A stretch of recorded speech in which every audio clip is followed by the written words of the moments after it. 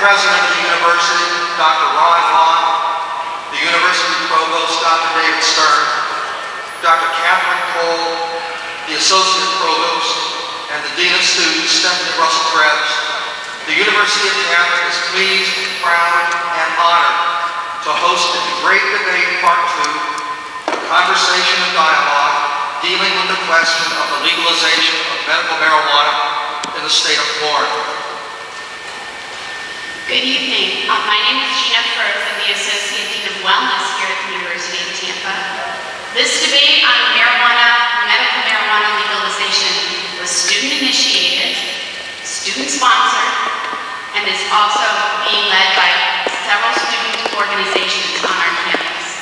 The questions used in the debate were also prepared by students in the hope that there will be a free exchange of ideas on this particular issue.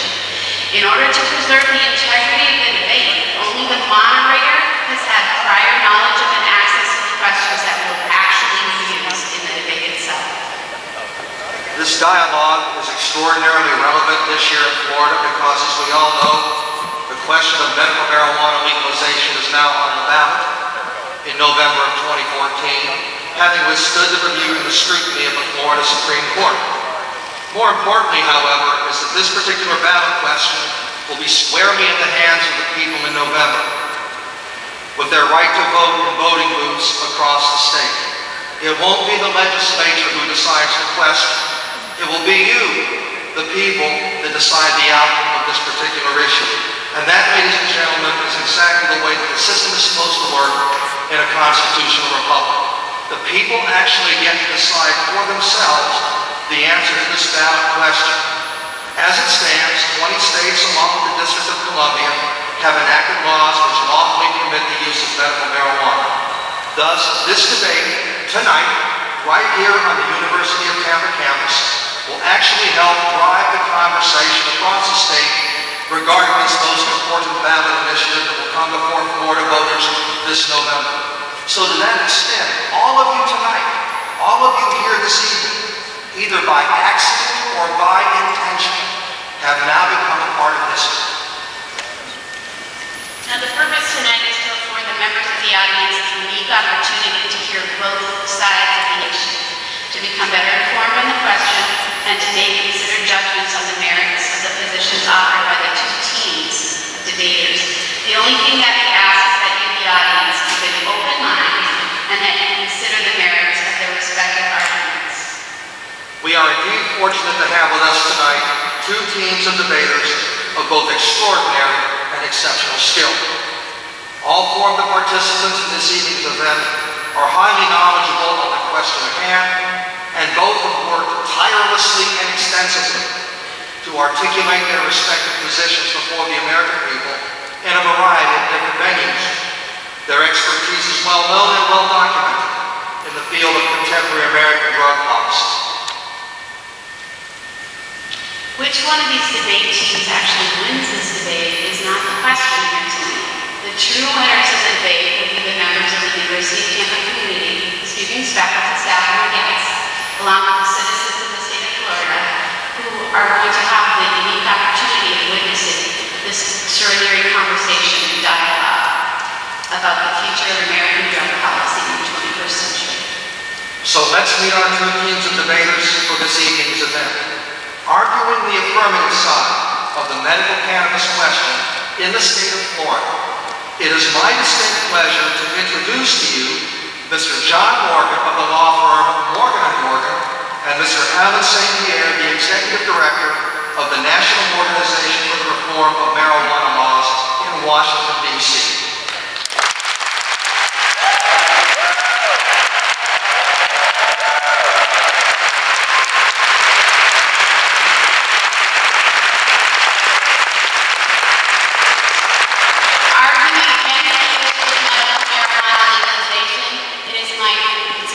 Pleasure to introduce Kevin Sabet, PhD at the Institute on Drug Policy at the University of Florida, and Dr. Eric Voth, MD of the Institute for Global Drug Policy.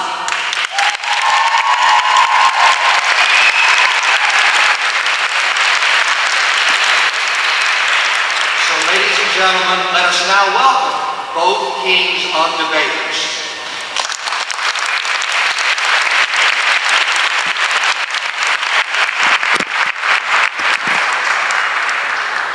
We are also indeed fortunate to have with us tonight as our moderator one of the best news anchors in the state of Florida, if not the country. He is known to everyone, and I mean everyone, who watches the news in the Tampa Bay viewing area. News Channel 8 news anchor Keith Cates' on-scene reporting and anchoring has taken him both across the country and overseas. His award-winning journalism and incisive political reporting has been both provocative and informative and a true staple in the Tampa Bay viewing market. Keith has also received 4 Edward R. Murrow Awards, numerous Associated Press Awards, and several other professional honors during his illustrious reporting career that began in 1984 in Kingsport, Tennessee. Keith is a graduate of East Tennessee State University with a bachelor's degree in broadcast communication. So having met our two teams of debaters this evening, let's now welcome our debate's moderator, Mr. Keith Cate of WFLA News, right here in Tampa and literally right across the street.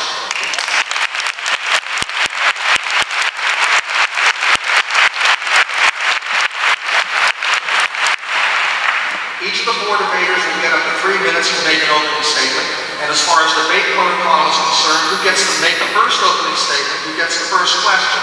And the order of the questions and making the final statements to close the debate have been previously determined using traditional custom and convention associated with team debating, Lincoln Douglas debating, and parliamentary debating formats. Each of the 4 debaters have received in advance a copy of the debate's rules associated with tonight's event, with the affirmative side opening and closing the arguments. In tonight's debate, the debate moderator will control the order of the questions and is free to probe the debaters in terms of their respective responses and to ask follow-up questions. Each debater will have up to 3 minutes to respond to any given question, and the opposing team will then be afforded the opportunity to offer a 3-minute rebuttal to the initial response.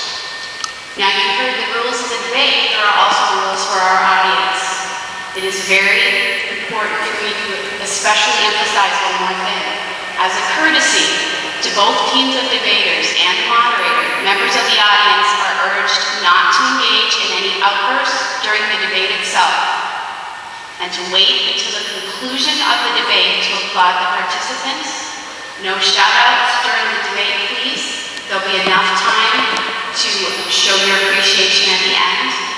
If we have disruptive behavior, we will be asked to vacate. Thank you. There's one more person that we have to introduce without who this debate could not proceed. And that is our official timekeeper for this evening. So ladies and gentlemen, please welcome the debate's official timekeeper, Nicole Pastor of the class of 2014 and Sigma Delta Tau sorority at the University of Tampa. Nicole, let's see over there.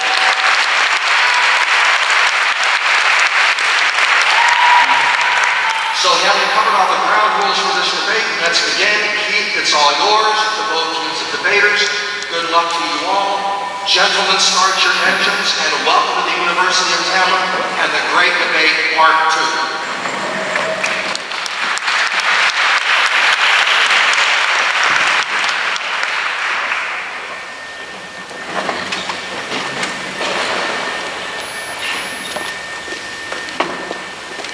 Thanks, gentlemen, and thank you so much to all who are here to watch this debate and participate. We thank you for being here. Glad you all made it safely. I heard the travel was interesting for you, Mr. Morgan, so glad you got it on time. Let's start with the opening statement. We'll start with you, Mr. Morgan.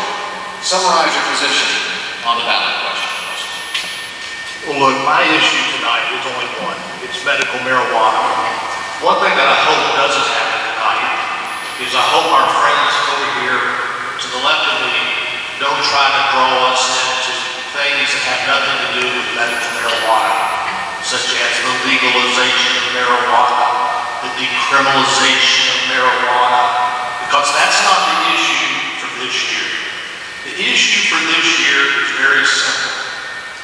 Should about 350,000, 400,000 people, including Kathy Jordan, who's here tonight, who was arrested last year, drug out of her home because she suffers from ALS, and marijuana is the only thing that will help her. The only question this year medical marijuana. If our opponents start to try to drag my friend into other areas, we know what that's about. Here's what we know are the facts. Medical marijuana works. It works for a lot of people, a lot of really sick people. Multiple sclerosis, ALS, cancer, glaucoma. It goes on and on and on. I don't know why it works, but it works. I don't know why water works, but it works. 350,000, 400,000 people benefit day one. Many at the end of life. You're going to hear things tonight that you're going to understand has nothing to do with the argument. You're going to hear about California. We're not going to be California. You're going to hear about the effects on children, addiction of children. This is not about children, addiction of children. You're going to hear about banking and how crime could rise. That's not going to be a problem because the Obama administration has laid guidelines down to stop that. You're going to hear the word slippery slope. The word slippery slope is a scare tactic. If we were about slippery slope and our children get their hands on it, then we'd have to outlaw booze, all drugs, guns, and cars. Those are slippery slopes. Remember this tonight, folks. This is not a political issue. This is a medical issue. This is not an issue about the next election. This is an issue about our next door neighbors. The mission I'm on is the mission of mercy.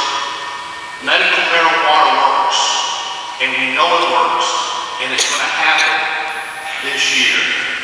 Thank you.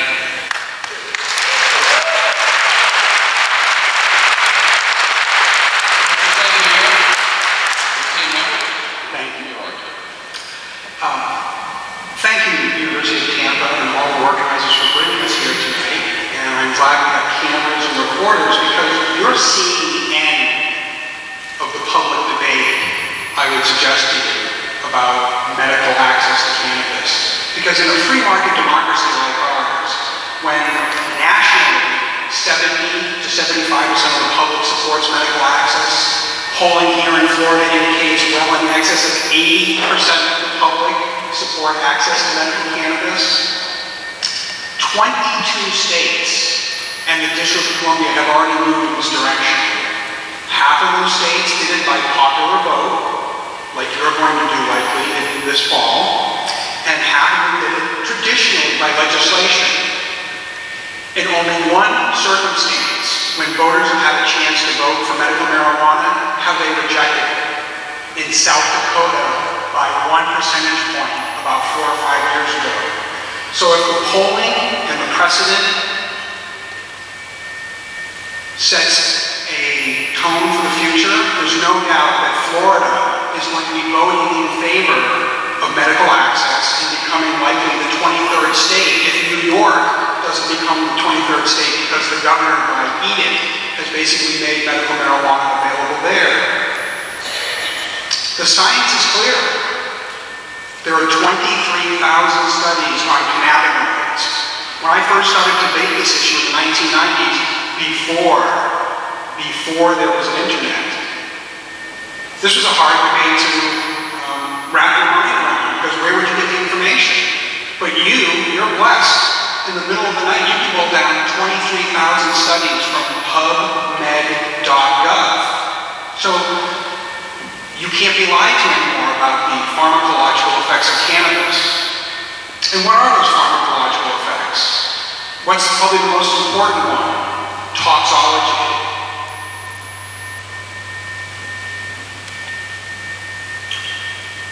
And cannabis has an LD50 rating, meaning that science has never been able to measure a lethal dose of cannabis. So if you're going to come at this from a scientific point of view, you have to be immediately attracted to the fact that it is non-addictive, non-toxic substance.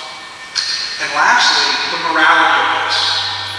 The war on some drugs is a terrible thing. Over 90% of the public doesn't believe in the war on drugs in general.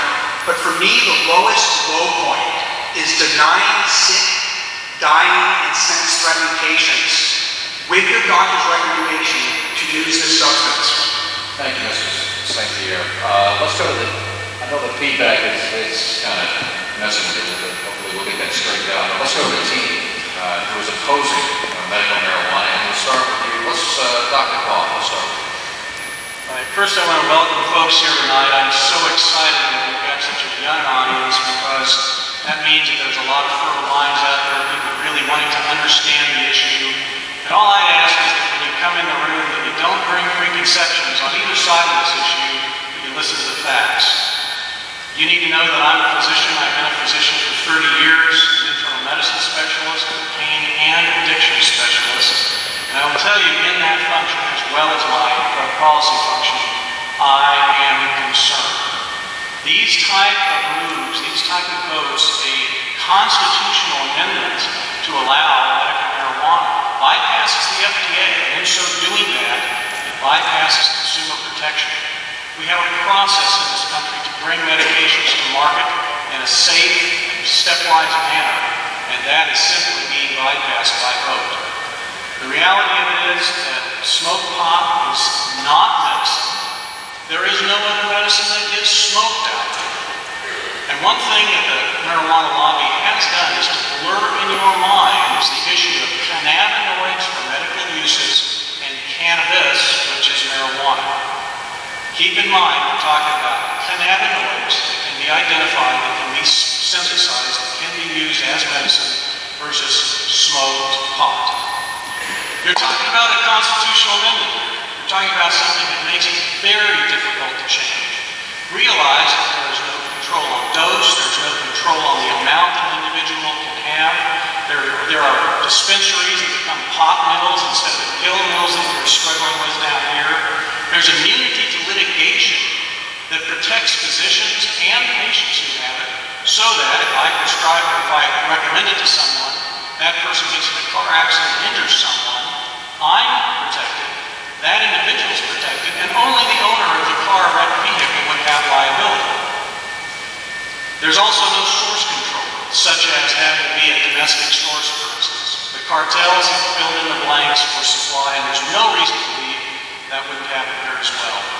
The big picture here is, folks, it is about legalization. Legalization is the end game, and the marijuana lobby is driving that. They are targeting youth, and they are doing the same thing to the youth of today that the tobacco lobby did to my generation. They brought you a Trojan horse, and don't let them tell you this is simply about medicine. If it were, I'd be the only person up here talking where we have physicians. Instead, we have a plaintiff's attorney, and we have the head of the National Organization for the Reform of Marijuana Laws. This is not about medicine only, it's about legalization.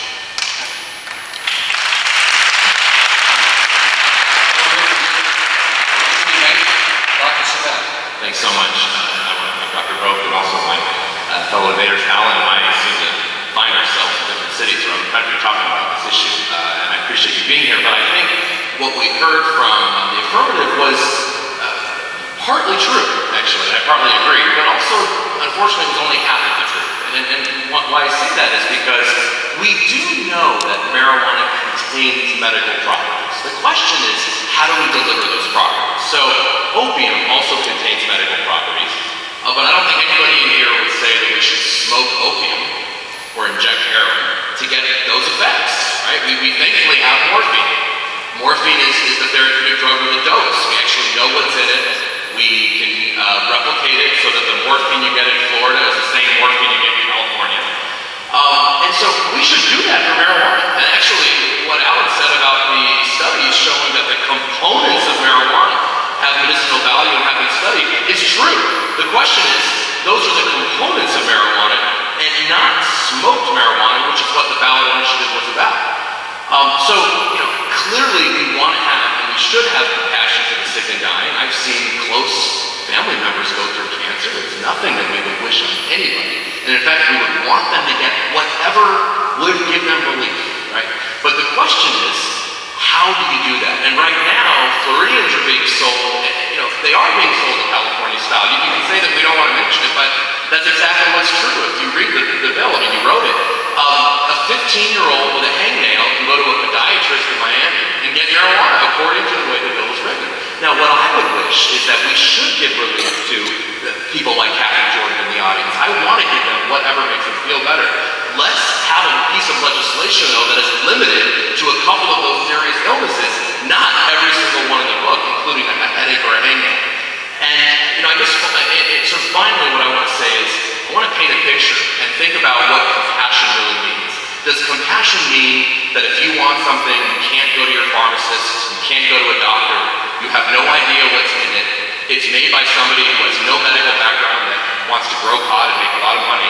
Or is compassion actually being able to talk to your doctor about it, get it from a pharmacist, rather than saying, you know what, Aunt Tilly, you need marijuana? Okay, you have to go across the railroad tracks to that old strip mall with the closed down pizza shop. You're going to see a 300-pound bouncer who you have to pass through, and then a 23-year-old kid with no medical experience is going to sell you something called Super Silver Haze. Or is it compassionate to say, here's a prescription for a product that is non-smoked like every other drug and you can get from a pharmacist? That's the question that we have to make. Dr. Sabet. Let's delve into the FDA issues since Dr. Voth brought it up and both of you are talking a little bit about that. And we'll start with you, Mr. Morgan. The argument's been advocated that marijuana should not be legal for medical use because it has not been approved by the Food and Drug Administration. So why has the FDA been reluctant to test marijuana for its medical benefits? First of all, I wouldn't trust the FDA and the big pharma companies as far as I can throw it. They're hooked up with guys like this. They're hooked up with That is offensive. Mr. Sabet, You can't get personal offensive remarks. It's a shoe you wear. I know that's what you do. They're hooked up with that industry. This doctor, I guess, is a pain doctor, he said, an internal medicine doctor. And I guess he'd rather prescribe his patients a bunch of Oxycontin, which kills 16,000 people in America every year. Hundreds of thousands of people are hooked. Millions of family members are destroyed. Let me tell you something about the FDA. I don't need the FDA. If you don't put my faith in it, I'll put my faith in God. Because God put this plant into nature for us because He knows it works. You can watch commercials on TV every night. I'm in the business of suing pharmaceutical industries. I got a $5.5 billion verdict against big tobacco last week. Tobacco companies kill 500,000 people in America every year. What are these two fellas doing about that? They ought to get on the road show and talk about that. The FDA makes things like Vioxx and Fin and Lipitor and Low-T now. We're in that business. I don't trust the FDA. I don't trust the government. I know how these pharmaceuticals are sold. Good-looking men, good-looking women dress up and go to doctor offices, sell pills, get commission on the number of pills sold, and make over $100,000 a year. I don't trust the FDA. I trust an organic plant. Listen here. There's never been one death as a result of marijuana. Not one death. In states where they legalize marijuana, the DUI arrests and the car accident cases have gone down 11%. And doctor, I'm so sorry that I gave immunity to doctors for prescribing marijuana. I'm glad to see you're so concerned about me not making any money off of this. It's good to have some fellow blow in from a cornfield in Iowa and tell me what my motives are. I told you all what they would do in the beginning. They say it's a Trojan horse. They say it's a slippery slope. I warned you, and they couldn't help themselves because there's no argument against the legalization of medical marijuana.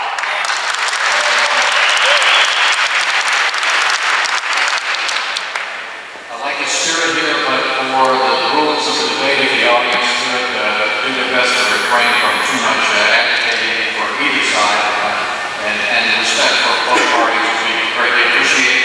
Dr. Voth, would you please give your response in regards to the FDA and not one death from marijuana? Can you speak to some rather than the ad hominem attacks and all this bluster that doesn't have any substance to it, let's do talk about that. In fact, there are reports brand new out of Germany that there are now documented cases of marijuana overdose deaths.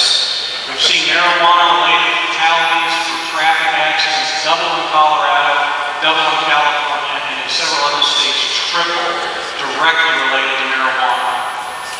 You know, the bluster usually goes along when there's not a lot of substance. And the reality of it is, marijuana is a toxic substance. There are toxicities present. And simply because marijuana doesn't suppress the respiratory part of the brain that drives respiration has nothing to do with the other toxicities, like difficulty with cognitive abilities, difficulty with memory, triggering psychotic episodes, triggering depressive episodes, triggering schizophrenia. There are clearly toxic things that marijuana is related to. Bottom line is, whether our esteemed colleagues want to admit it or not, it's an end game of legalizing marijuana. And you can put all the fluff around it, and you can put lipstick on that pig, but the reality of it is, they want marijuana legalized. Let's talk about a couple of other things. Not trusting drug companies. I know you made millions suing them. That's fine. I mean, apparently you felt that you had cases. Then why don't you allow doctors that prescribe or recommend marijuana inappropriately and patients who also handle it inappropriately who get in car accidents to be sued? You give them protection. That's not the way to go about this. Heaven said, you protected misbehavior in that regard. And as far as the pill mills, there are pill mills in Florida, no doubt about it. And there are people who abuse prescription medications, and there are doctors who misprescribe them. But I'll tell you, as someone who's taken care of pain for 30 years, who uses multiple modalities, including narcotics, I'll tell you there are ways to treat pain that work great. Marijuana has never been put head-to-head, side-to-side to these other modalities to be shown as good or better, etc. It simply has not. And finding 23,000 studies is baloney. 23,000 studies that talk about marijuana. 23,000 studies have not supported marijuana as a medicine. And what you'll see in the medical literature is discussion of cannabinoids. That's the things within marijuana that work medically, not cannabis, not marijuana, and certainly not smoking marijuana. Dr. Sabet, this is your opportunity to respond to Mr. Morgan, but also you can do so in the form of the question I'm about to ask, because I'd like to touch on the subject of recreational use in the argument there. If marijuana is legalized for medical purposes, some have a fear that it will soon become legal for recreational purposes. What does the evidence say about this particular question, one way or the other? The evidence is that actually I have to commend Alan and John and others, because the brilliant PR of using sick people to start down the road of legalization has really worked in the last 40 years. NORML, the organization that Alan represents, the founder of that organization in 1979 says literally, quote unquote, we will use medical marijuana as a red herring to give it a good name. I mean, it's a very smart PR strategy, but I would rather have a genuine discussion about either legalization or medical only. It's hard to do when you can't find people that actually have scientific background. You can't find the Florida Medical Association on your side. You find them on our side. You can't find the American Medical Association on your side. You find them on our side. You can't find the American College of Physicians, Pharmacists, on and on, every single major medical association that says what we all know is common sense, which is we don't smoke any medicine. Now, I get that marijuana came from the ground, it came from God, or whatever. A lot of things did too. I mean, hemlock and uranium also came from the ground and came from our natural. So, the point is, we know that I don't disagree that cannabis can have relieving properties that we should harness. What is the right way to do it? Through a specific initiative in Florida that essentially says anybody of any age for any reason can get marijuana from any physician defined as also as a podiatrist or on and on, any medical background? Or is it through proper channels of actually knowing what you're getting and having a product that's safe?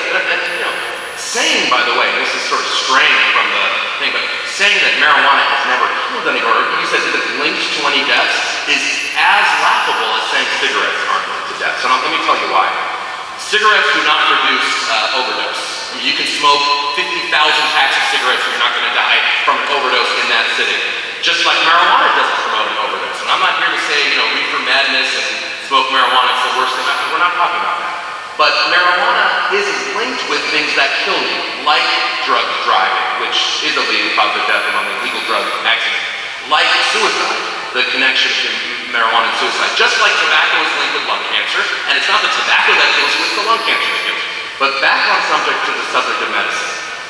We just need to, essentially harness the power of marijuana's medical properties the right way, as opposed to essentially allowing anybody for any reason to get it. And if you want to talk about big tobacco, we should look at the marijuana lobby right now. I want everyone here to look up Arcview Holdings, Privateer. These are multi-million-dollar private industry corporate conglomerates that are ready and waiting in the wings for legalized marijuana. And this, unfortunately, is the first step towards that. Thank you, Dr. Sabet.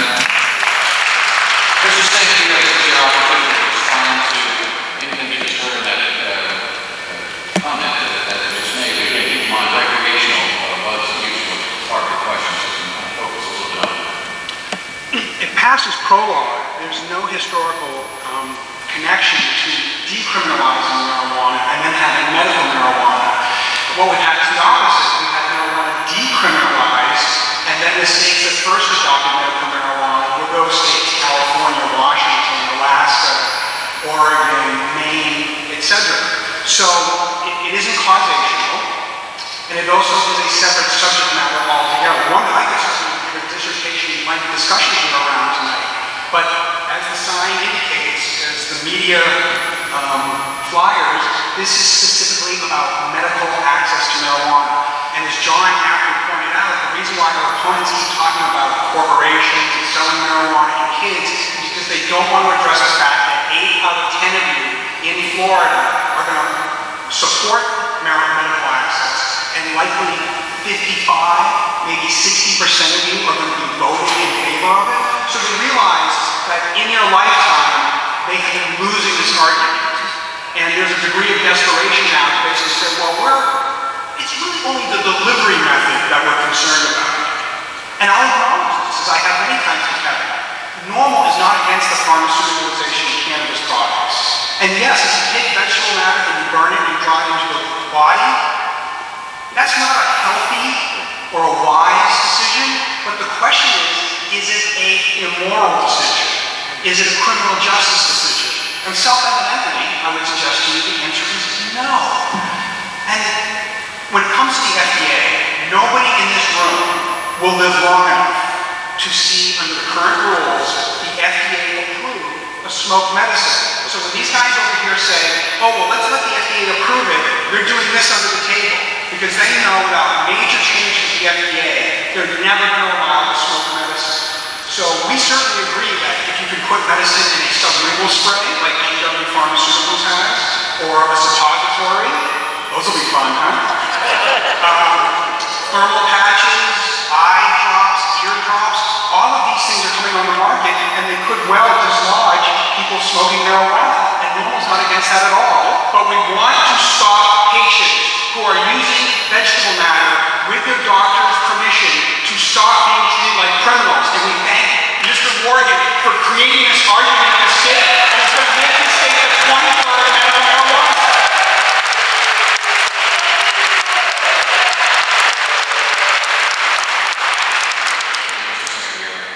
Mr. Morgan, question about the law here, federal law, as it pertains to medical marijuana. 20 states in the District of Columbia have legalized marijuana as medicine. Yet marijuana in any form remains illegal under federal law. What, if any, action have federal authorities taken against these states? And should the citizens of these states be protected from federal prosecution when medical use is lawful under state law?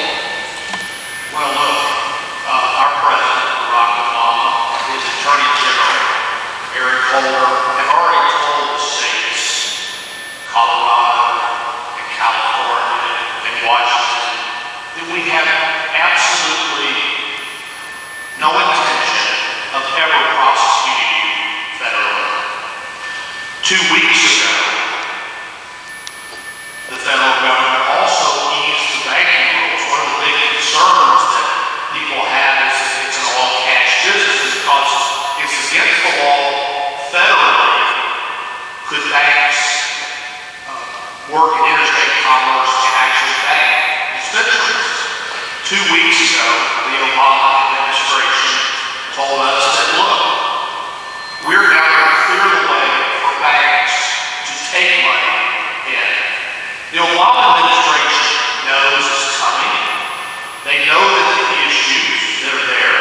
There's not been one single arrest by the federal government in any of these states.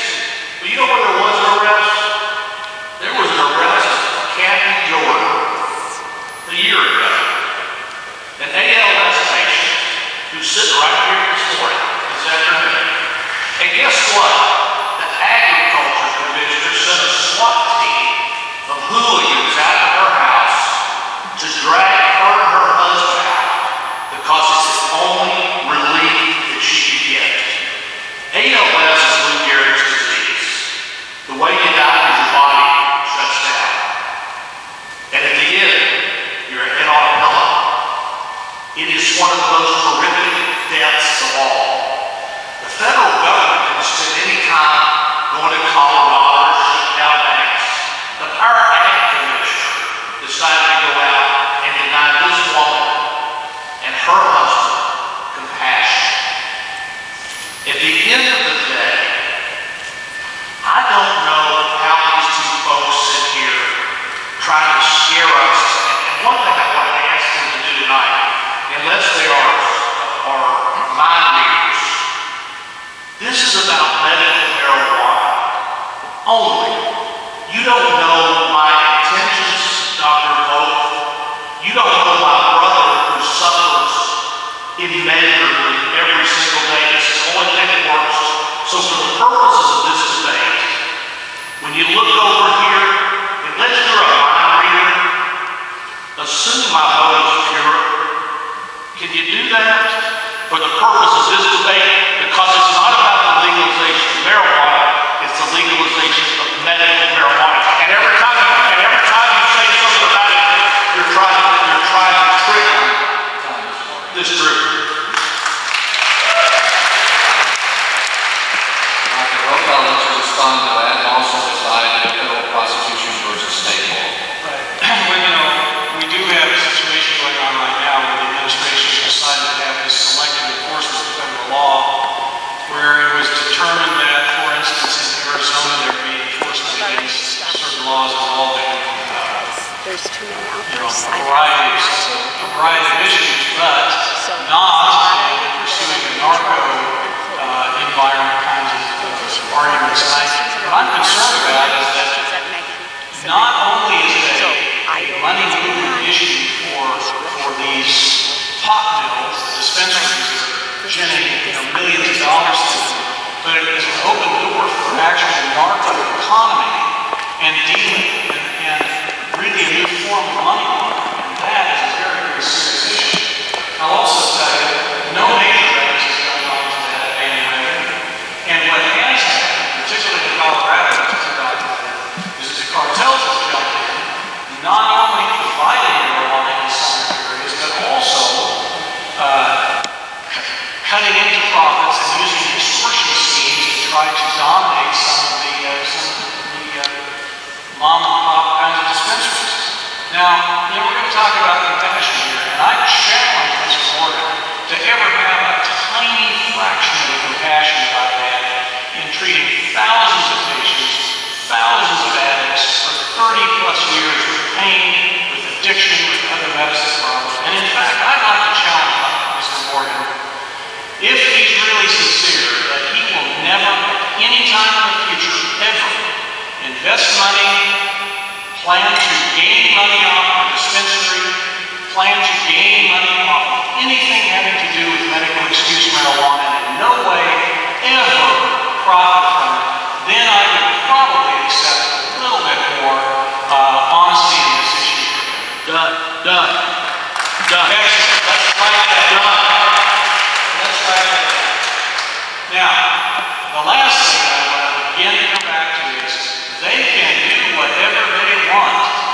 try to blow smoke, to carry around a bag of smoke, to put lipstick on that pig. They want to legalize marijuana. That's the bottom line here. Alan St. Pierre's organization wants to legalize it. Apparently, Mr. Morgan doesn't think they want to legalize it. Ethan Nadelman, who has boasted about being involved in every single one of the ballot initiatives out there, has boasted about wanting to legalize not only marijuana, but all drugs. Folks, don't let him sell you this bag of smoke. I get up and ask by our folks here to request that we refrain from the birthday cheering or cheering. That's it. Let me move on to Dr. Sabet. It's an emotional issue. I would expect nothing less. We'll try to work together on this. Let's talk about Amendment 2 here for just a moment, which would allow the use of marijuana in the state of Florida for medical purposes. It has considerable support. It's across the broad political spectrum. According to recent pre-election polling data, Democrats support it, Republicans support it, Independents support it. If this level of support accurately reflects the will of the people, why should the will of the people be ignored?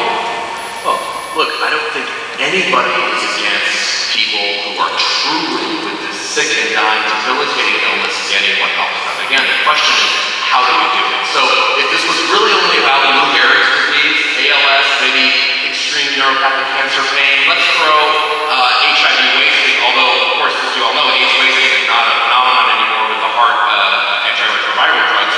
We don't have that condition, but let's include that just in case someone doesn't have access to those antiretrovirals, and maybe include something like even multiple sclerosis. If we limited it to that, maybe we could actually have a much more civil discussion where we would have some agreement, and we wouldn't agree 100%, but we would find much more agreement. Unfortunately, the way Amendment 2 is written, which would be a constitutional amendment to the state, is something that is far broader. So when you ask the question of, should the sick and dying, or those with, I didn't know how this specific question, but I think I know what you're referring to, how should the sick and dying, should they be able to get marijuana? Look, anybody with a conscience wants our loved ones to get what helps them. But when you start, actually, which is what I believe the Garvis poll, which I just saw, when you start reframing the question about, Amendment 2 will allow children to get marijuana for any reason without parental consent, that support goes down to 33%. When you ask them, Amendment 2 will allow an adult for moderate lower back pain or a headache to get it, then that support falls dramatically. So obviously, everyone who takes a stats class, that the way the question is asked is clearly part of it. And so the thing about it is, unfortunately, if these laws were written by the American Medical Association or the Florida Medical Association or on and on, then we might have laws that are a lot tighter than we do now. But unfortunately, the laws are written by a marijuana lobby that unfortunately has said for 50 years what the end game is. And so those laws are so loosely written. So in California, I don't know if you all know this, what the average patient looks like in California. A 32-year-old white male with a history of drug and alcohol abuse and reported insomnia. Anybody qualify for that? And I'm not 32, I'm a couple years older, but I definitely do. The main reason people are getting it are for headaches. And that, by the way, this is not just in California. I know you're trying to distance from it, but it's across the state. When you look at, and guess how many people are there for cancer, AIDS, glaucoma, multiple sclerosis, ALS, let's add in Crohn's, and let's add in some other very rare conditions like allodynia, less than 2%. So what I would say for those 2% is, let's do it the right way. We could probably agree on something, but this is mainly about the 98% of people who are using this as a reason to get high, which I think is a debate at the time. What's your saying here?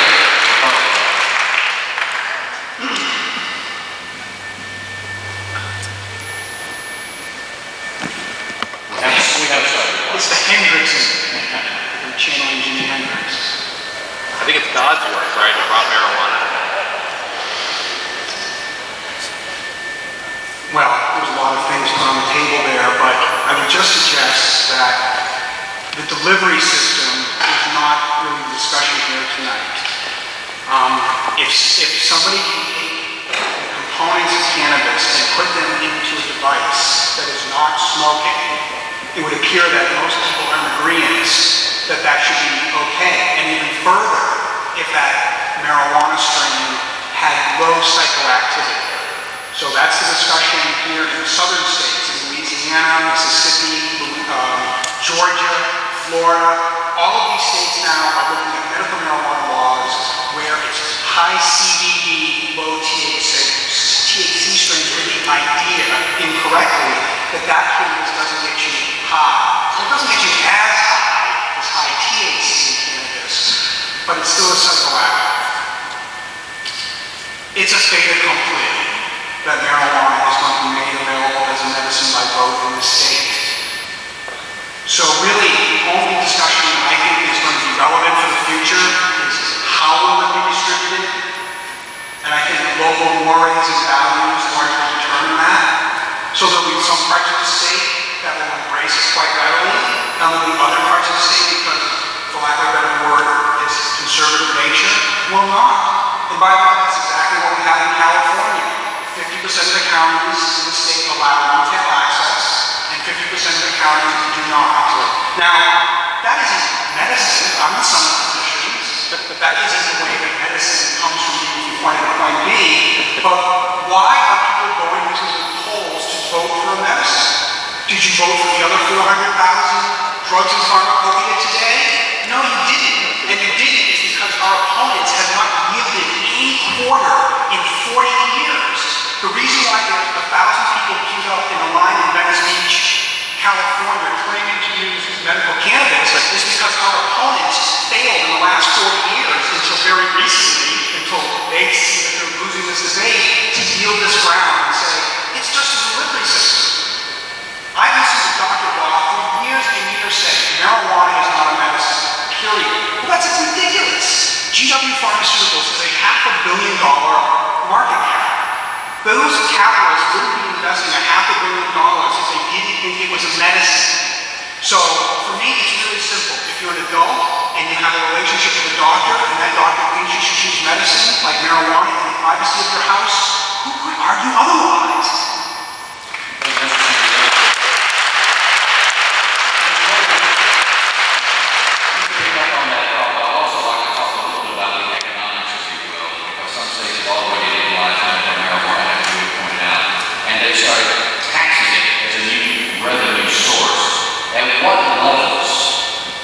Sales, distribution, already talked about, should marijuana be taxed, and what do you think this revenue should be used for? First, I want to say, at the outset, I warned all of you what was going to happen.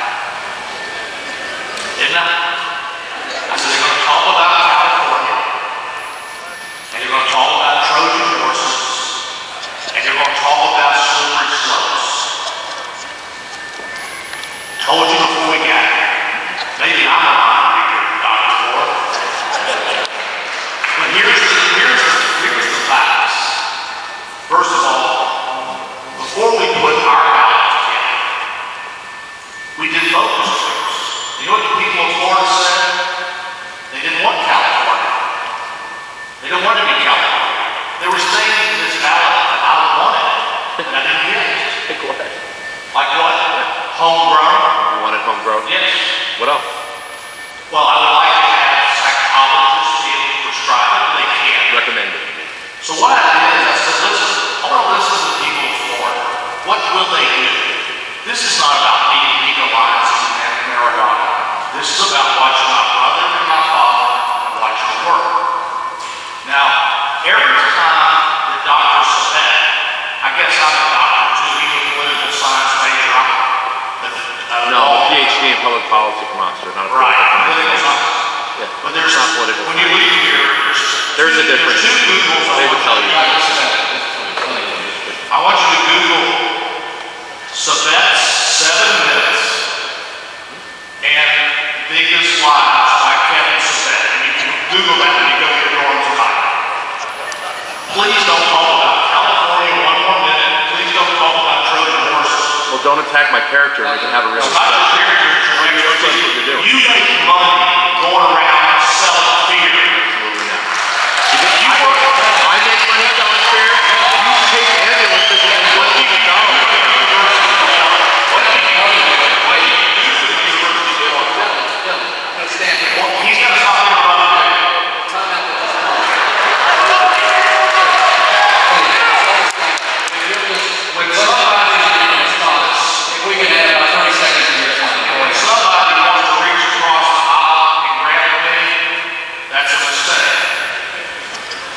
Dr. Sabet works at the University of Florida, going around the country selling fear. This is how he makes his money. He's a political science major. This is how he makes his money. It's grotesque. Now listen, about the taxes. In Colorado, they estimated that there was going to be some taxes that came. It has blown their expectations away. 20 million more in taxes day one. Real estate values up. Real jobs up. The economic booms of Colorado is gigantic. Try to get a Southwest airline ticket out of Tampa into Denver. Can't do it. The economics are far and away overwhelming for the state of Florida. Mr. Morgan, thank you. I'm going to allow you to respond. Dr. Sabet, you know, you can chime in at any point. You have 3 minutes on your side, but now you can respond. Well, it's tough to have a civil conversation and disagree when someone is so disagreeable in their discussion. The fact that you have to resort to attacking my background, I proudly graduated from Oxford with a PhD in public policy and the works itself, and I'm not traipsing around and saying anything else. I'm proud to direct the Drug Policy Institute as appointed by Dr. Wolf at the University of Florida, where we actually advise people and focus on prescription drug abuse, our main focus. So as you start to talk about how horrible that it is and the way that I've been making money, you know, you have quite a reputation in the state, Mr. Morgan, and I didn't really want to go there. No, I don't think it's productive to go there and talk about certain ways that people make money, because I want to talk about the facts. But unfortunately, you try and drag this out to be vitriolic and personal attacks. And frankly, Mr. Morgan, I think that's below you. I think that having to resort to those kinds of discussions as opposed to talk about the initiative that's actually on the ballot, which is why we're supposed to be debating. And the other thing that I find really interesting is that, you know, again, the other way, by the way, I made my money was advising President Obama on drug policy for 2.5 years, where we actually had the first national strategy to fight prescription drug abuse because of the problem that you had in your state of Florida with pill mills. And now you want to replace the pill mills with pot mills by basically saying, well, the idea of doctors handing out drugs like candy is a horrible thing, so we're going to replace that drug with something else just because you can't die of overdose from it. Yes. Yeah, I'm not sure that's a responsible way to make public policy either. What I think would be more productive than hurling insults and digging out the dirt, which again I know in your profession is considered a virtue, would be much better to instead talk about facts and talk about the issue on the table. And the issue on the table here, you keep talking about how you don't want to discuss legalization, but the only thing you just mentioned was the millions of dollars legal marijuana is making in Colorado. That is the way to end it. So you don't want to talk about legalization, but you want to talk about Colorado. Do you know what they're using that money for? Hold on. Do you know what they're using that money for in Colorado? That was the question. Okay, do you know that it was the taxation of medical? That's what he So, all right. It was my understanding was the taxation of medical. What level would you tax it? Listen, doctor. The economics. What level would you tax it? He asked you for the level. And again, you weren't an economist or political science, you can't answer it. So the point is, in Colorado, they are actually using that money to pay for the damage, the drug crimes, the prevention and treatment. Governor Hickenlooper is actually reluctantly implementing legalization of that state. That's not even something he wants to do. He just told the National Governors Association. So let's talk about what the actual amendment on the ballot. It's not becoming. Dr. Voth, the next question goes to you, and I'd like to ask you to follow up a little bit on the science of medical marijuana and focus on that. Some argue that the scientific research that supports the use of marijuana as medicine is junk science. You've heard that before, I'm sure, and that it is very little and has very little to do with scientific credibility. Is this statement accurate in your mind, or does the research accurately reflect the principles of sound scientific inquiry? I think it's a little bit mixed. There are a few studies that show some hope that at least cannabinoids may have a benefit in what's called neuropathic pain. But that's it. That's not this long laundry list that comes forward with all of these ballot initiatives. Neuropathic pain. There's also some evidence that very, very low dose THC, like 1.2 to 3%, might be a good adjunct to other pain medication in neuropathic pain. But that's 1 to 3%. If you go out on the street, you can't find that kind of product. What you find is 8, 10, 20, 30% THC. And you can't walk into a store where somebody says, this is 1% THC. You can't walk into a store where people say consistently, this is Charlotte's Web, absolutely proven, no questions asked, when they're daubing stuff on an administrator to give to a child that it absolutely doesn't have other toxic effects. I want to be the rational party here at the table, and I want to de-emotionalize this and talk about, let's just call this substance X. It's not marijuana, it's not medical pot, it's just substance X. And you come into my office for pain, and I say, I've got this little pill called substance X, and it's, great, it takes care of all these things. And they tell me on the street that it does all this great stuff. The first question out of my mouth is, people, how do I take it? And how much do I take? And what's the dose of it? And what are the toxic side effects? And what happens if I go dry on it? And can I work on it? And my response to that is, just take it till you feel better. And, they say it works great. You wouldn't like it. In fact, you'd probably hire Mr. Morgan to sue me for malpractice because that would just be plain wrong. Now, on the other hand, because of the millions of dollars that have been pumped into this campaign to buy public attitudes, Peter Lewis, who just died, pumped by his own admission $14 million into the medical marijuana situation. They have bought and sold public opinion. And that's a shame. That's not how you deal with medicine. You take medicine through a process. You do careful research on it. You have case control, or side-by-side, or a prospective crossover kind of studies. You figure out what works, what dose works, what doesn't work, where's the toxicity, and then you bring it to market that way. We're very close to seeing that with Sabet. You would not see that with the medical excuse marijuana that would hit the streets. Mr. Morgan, I would like you to give a rebuttal to that. Again, this is the suggestion that medical marijuana is relying on junk science.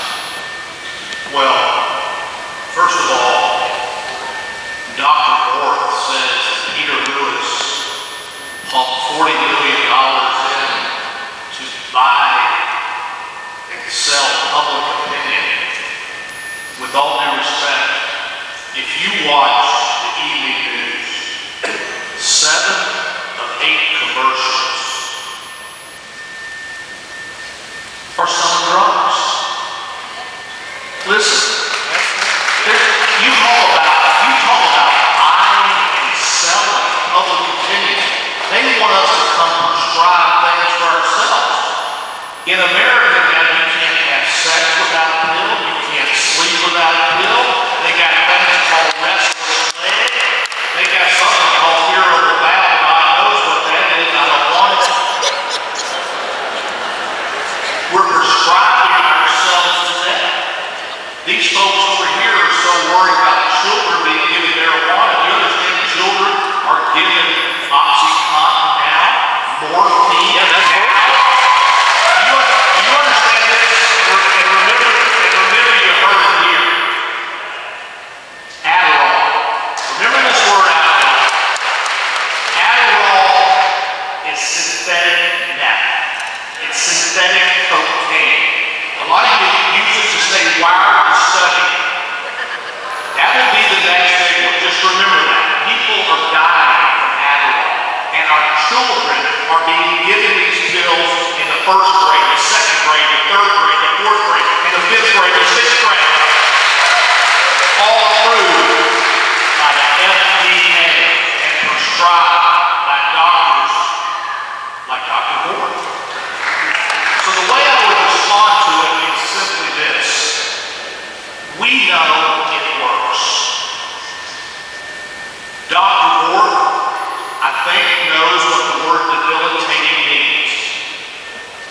Voth. Yeah, it's pronounced both. I'm sorry, glare.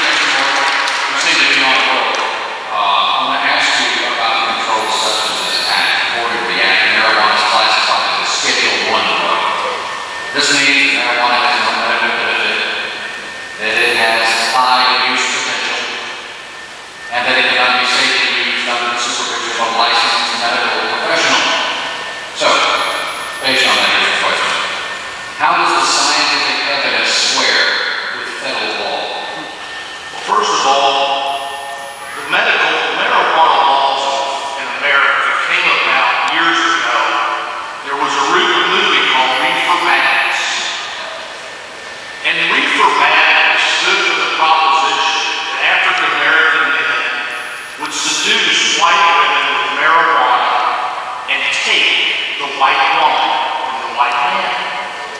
That is where these laws came from, the laws that they're talking about. They've been on the books since the movie Reefer Madness. And the madness is, we're sitting here in the year 2014, still relying on the drug czar who went in and was scared to death by Reefer Madness. Now look, here's the bottom line, here's the facts. We know that there's never been an overdose. I think Dr. Voth will say this. There's never been an overdose from marijuana, ever. An overdose. We know for a fact, these are my numbers, that 16,000 people die every year from Oxycontin. And let me tell you how strong Oxycontin is. Rush Limbaugh was prescribed Oxycontin. And he got hooked. And he started stripping for himself. The king of personal responsibility was arrested and charged with it. Oxycontin is the alternative. Is there a panacea? Is there one that's like water, that's as pure as water? I don't know. But I know this. If one of my clients, or my child, or my friend is terribly injured, and they can use marijuana with everything you just said, Mr. Payne, or Oxycontin, it doesn't take me a second to make that decision. Oxycontin hooks hundreds of thousands of people. It should never be administered under any circumstance unless it's the last circumstance. And so, I'm not afraid of marijuana. I'm not afraid of aloe. I'm not afraid of water. And I'm not afraid of air. It's all put into nature for a reason. And until somebody can show me somebody going out with AK-7 drunk on tequila, like drunk on tequila with marijuana, I'm going to go with the one that has the least harm and that helps the most people every single day. Dr. Sabet, how do you respond to rebuttal? 3 minutes. Obviously, I mean, there's just no words there, but I mean, obviously, okay, and then the Oxycontin issue. Clearly, Oxycontin is harmful, I mean, and it can also help. Just like marijuana can be harmful, but it can also help people. But the question is, Oxycontin comes originally from the opium plant. We don't ask people to smoke opium to get any of the helpful effects of Oxycontin. And so, because we don't do that, we also don't need to ask people to smoke raw marijuana, like raw opium, to get any of the beneficial components. And so, yes, Oxycontin, this is an issue that we did work on. It's a huge problem with the amount of deaths, especially in this state and others, as is alcohol, which is legal, as is tobacco, which is illegal. But the last time I checked, I still remember 2 wrongs don't make a right. I mean, just the fact that one class of drugs can be helpful and harmful, and those are available, should we make another class of drugs that can also be helpful and harmful available also? It's sort of like saying my right arm is broken, so I should just make sure my left arm gets broken too, because it wouldn't, they're inconsistent. So the issue about marijuana and its own toxicity is, yes, I agree, Mr. Morgan, its harms have been exaggerated in the past, and we should correct those. And clearly, there were reasons for current laws which none of us would want to ever do. But what's also clear is that the marijuana of today's smoked marijuana, is 5 to 10 to 15 times stronger, depending on the strain, than the marijuana smoked, maybe the time when you were in the dorms. And so marijuana has changed, and that is why, again, I ask, why does every single scientific, not the pharmaceutical industry, they're not actually putting any money. If there was no worry they would be matching your money to fight this, trust me, they're not. So every single scientific and medical organization that basically says, no, you can't have smoked marijuana as a medicine that you get in a pharmacy because you can't dose a smoked raw herbal material. It's not dosable. We also don't smoke any medicine, nor have we in our history. So instead, what we want to do is have the components of marijuana in a dosable form. Smoking is not a safe delivery system. It's an irritant to the lungs, smoking anything. Let's get it in a safe form and use it so that doctors can prescribe a specific dose as opposed to just saying that marijuana can be helpful. Thank you. Dr. Voth, I'd like to go to the next question and discussion. If I could ask someone from the audience to please refrain from Thank you, officer. Both will go right to you with your question. Do we really need to wait for more research? Do we need more research before making marijuana legally available as a medicine?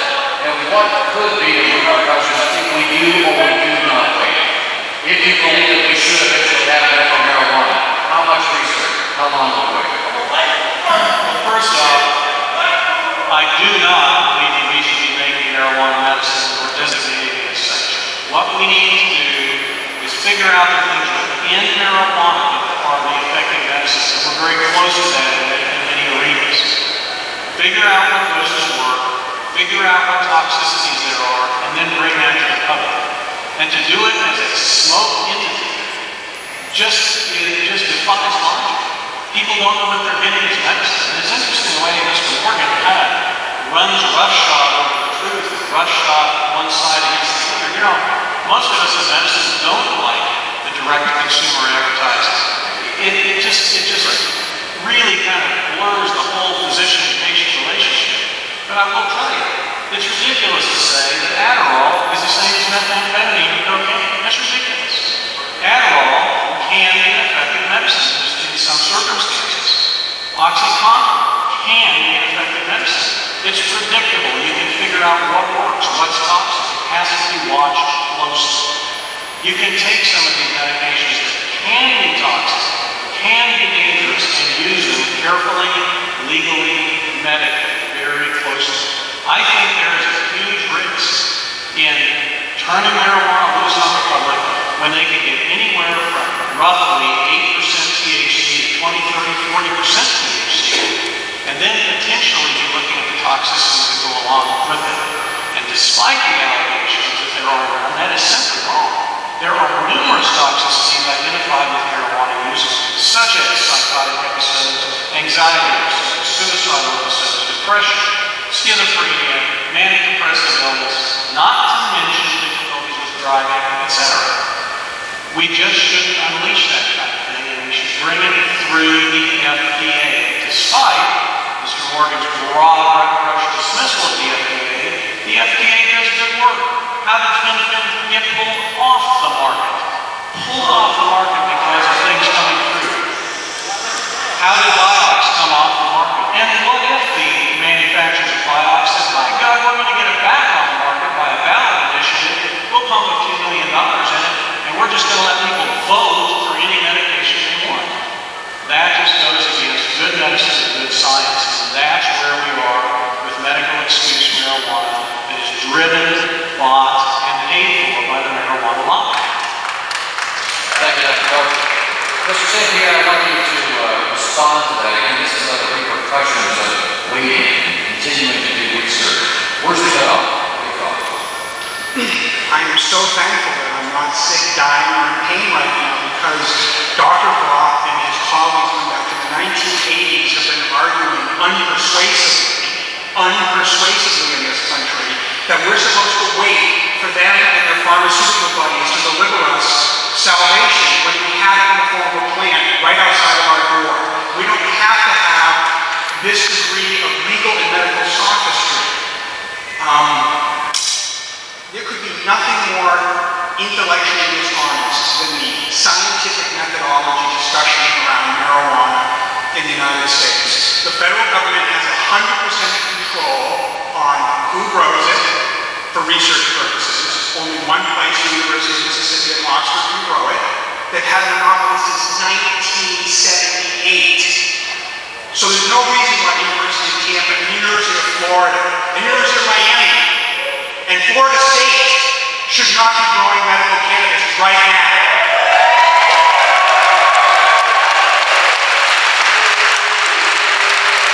Second, the federal government has a 100% monopoly on what protocols are approved. And will it surprise you or not, the federal government does not allow any research regarding cannabis if it's therapeutic. If you want to put in a protocol to determine if it's harmful, you'll get all the money and all the marijuana you want. So for those of you who are scientists, you have to understand, this is so flawed at its most basic premise. The federal government has no clean hands when it comes to the table here around marijuana or medical access to it.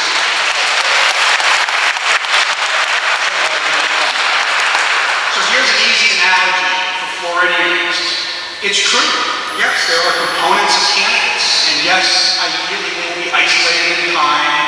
But if you're suffering like Kathy Jordan, are you really going to sit here and wait for this pharmaceutical to come when you're getting relief right now and your physician and you believe that this is well within your range of choices as an American in a free market democracy with over 400,000 pharmaceuticals? The analogy I think that will work very well for Floridians is this. You know, all of us can get vitamin C if we want, and we should take it otherwise, you're going to get scurvies. But most of us would rather have an orange or have a grapefruit. And I would rather have full consumed cannabis than just to isolate one component of it.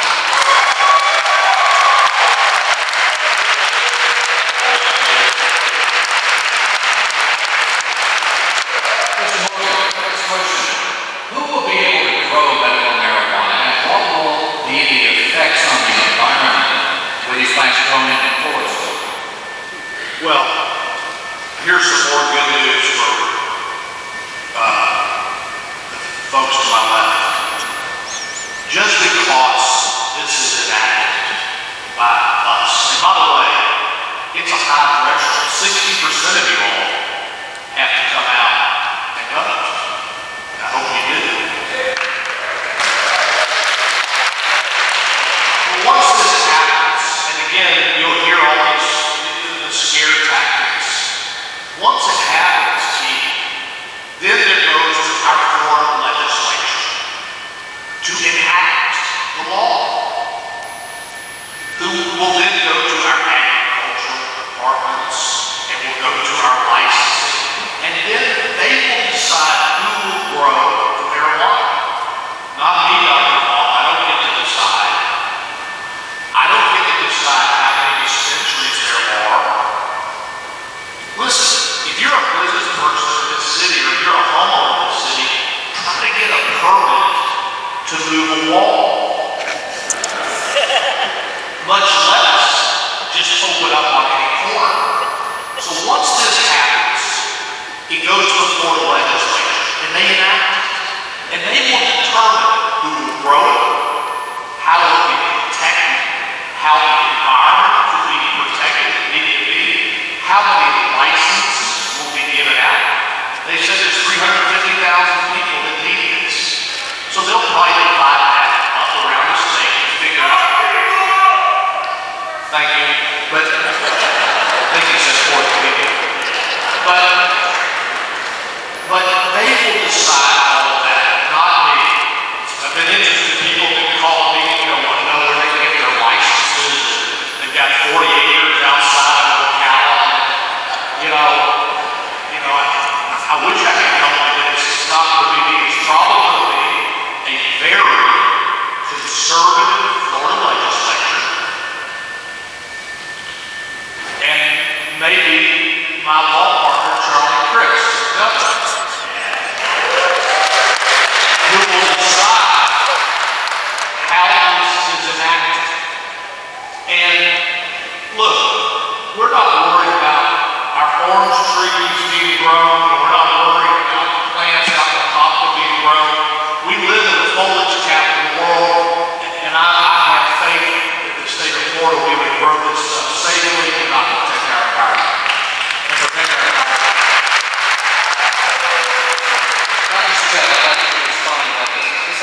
growing medical marijuana, he makes his point that it's up to the legislature to like that, lawmakers will make those decisions, but who should? Well, we're going through that right now in Massachusetts, and unfortunately the whole situation is mired in controversy. I'm not going to spend my time talking about it, but the amount of political kickbacks and the amount of politics involved in these kinds of processes, you know that if you want to move a law, you'll move it a lot quicker if you know somebody on the city council or planning board. So unfortunately that's inherent in our political system, and it will not change with this. The idea of comparing marijuana to something like an orange that you grow, it's as preposterous on one side as comparing it with saying the effects are exactly like heroin. I mean, both of those things, saying it's like heroin or saying it's like an orange, is frankly offensive to the thousands of parents that we've been in contact with who have lost people and their children on the road from drug-induced driving. Last time I checked, oranges don't quite do that. So I think that, again, it doesn't help anybody to do the exaggeration. What does help is to look at what scientists in the medical field have said on this issue.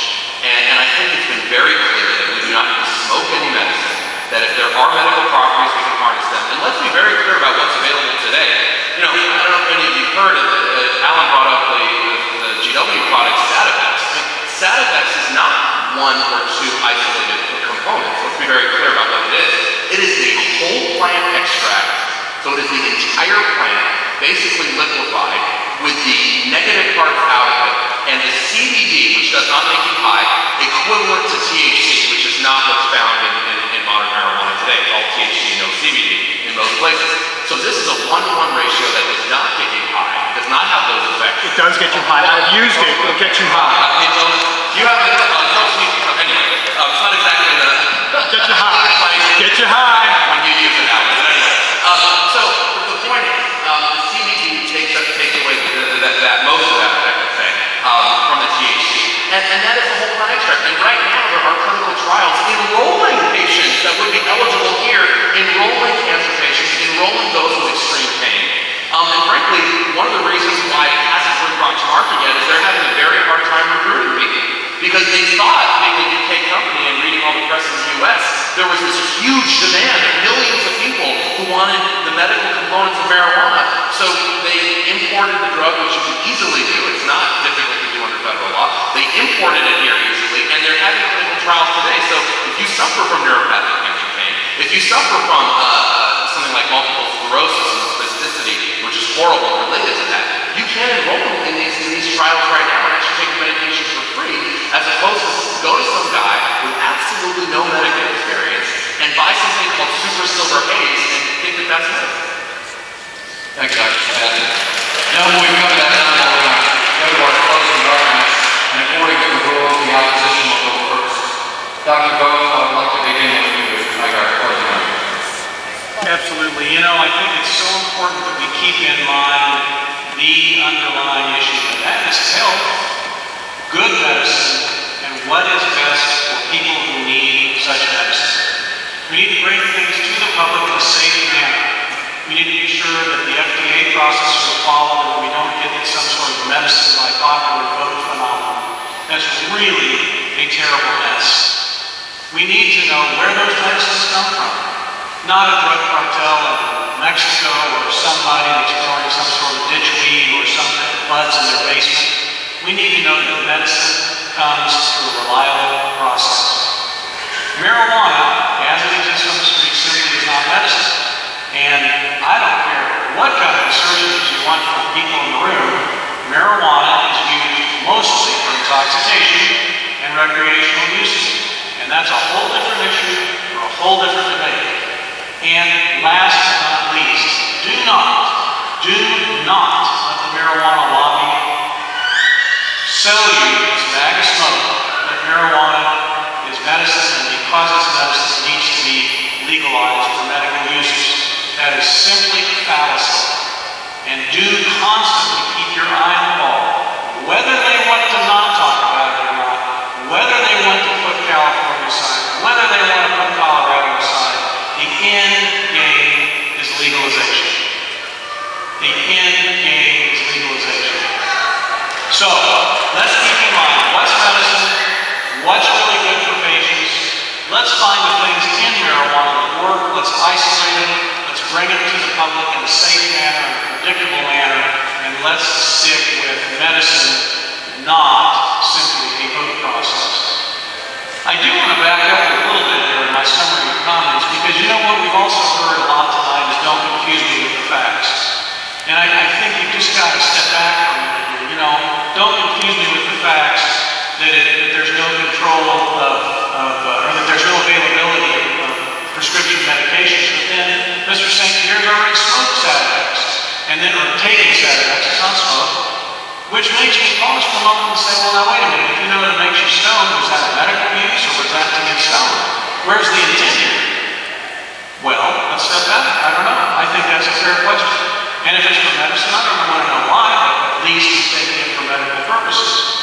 I think we've got to step back and look at the rhetoric around the pharmaceutical companies and vilifying pharmaceutical companies. They've done some bad things. So has organized tobacco. And one of the things organized tobacco has done is to sell the public that it was no big deal. And that's exactly what the marijuana lobbies are doing today. Dr. Sabet, closing comment. Thank you.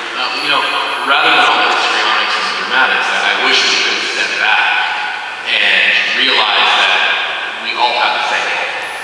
And that same goal is we don't want to see people suffer. We don't want to see the sick and dying suffer more than they need to. So if that is the goal that we are all on board, why couldn't we discuss something that is limited to the people and the examples that we use, as opposed to wide, openness is very wide to basically anybody with a head or any pain. I wish we could have had that conversation. I wish that if we were concerned about drug abuse, as you are with oxycontin and these other issues, that we could have included language in the initiative that said, if it is a corrupt system that's handling this, if it's not a couple 100,000 people, but it's actually many more that are getting it for no more reason than insomnia, if drug use does go up among young people, if we see car crashes spike, we will rescind it, or we will go back and look at it. Sadly, none of that language is included in this amendment. So I wish that we could have, if this is truly about medicine and science, had that thoughtful conversation instead of this extremely broad brush of essentially including anybody of any age, including children without parental consent, getting marijuana for virtually any reason. And unfortunately, I think that's really because this is not about science. This is about essentially, yes, medical marijuana, but in a sense, opening it up to people way beyond some of the folks that are here tonight. And we all sympathize with you. How could you not? So, it's interesting that on the one side you do have the special interest from DC here. You do have folks that do not have scientific or policy or medical background. And on the other side you have the Florida Medical Association, every recognizable scientific and medical body that has looked at marijuana for medicine. On the other side. And, when I see it on the one side you have folks that do not have that background, and on the other side you have scientists and those who actually work with patients every day, I don't have to ask any more questions. So, I get that, again, the dramatics work in certain contexts, and I get that the attacks work in certain contexts, but I wish we could step back, lower the temperature, disagree without being disagreeable, and instead have a rational conversation about how to give relief to some of the people here and how to do it in a lawful way, because nobody wants to see anybody dragged out of their house for no more crime than relieving pain and suffering. So if we could have done that, this would have been a much different conversation. But instead, we're throwing millions of dollars on one side and writing an amendment that would let anybody for any reason be able to smoke marijuana. Thank you very much for having me. Mr. St. Pierre. Thank you again for coming out tonight and hearing this discussion. Again, a discussion I think is a fait accompli. Floridians are going to vote in favor of medical access to cannabis this fall. The surveys are in our favor, the science is in our favor, morality is in our favor, capitalism is in our favor. And speaking of capitalism, GW Pharmaceuticals, 6 months ago, had you invested in this $10 stock, it is today trading at $62. You would have made a fortune on it. So believe me, the smart money is on cannabinoid research and personal freedom, not on prohibition. 2, the AMA. Only about 15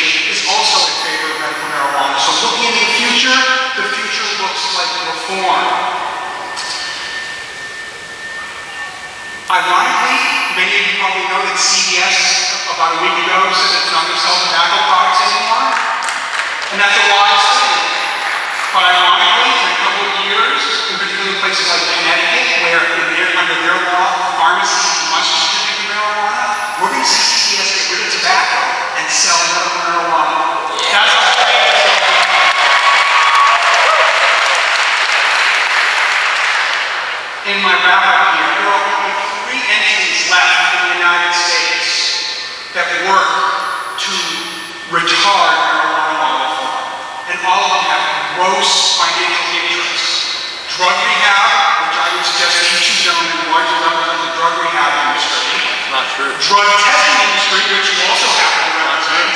And third is the prohibition apparatus, whether it's the DEA, the drug dealer's office, the local pokey sheriff here in town, they are all against reforming marijuana.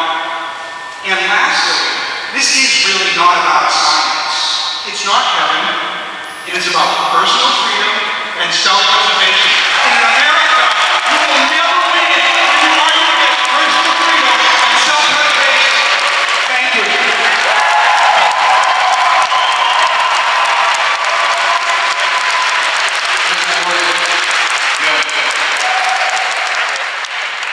Well, first I have to apologize because anytime I'm in front of a microphone, in front of a throng of people, I have an irresistible urge to say, if you've been injured in an automobile accident, hurt on the job, or Dr. Voth gave you too much oxycontin,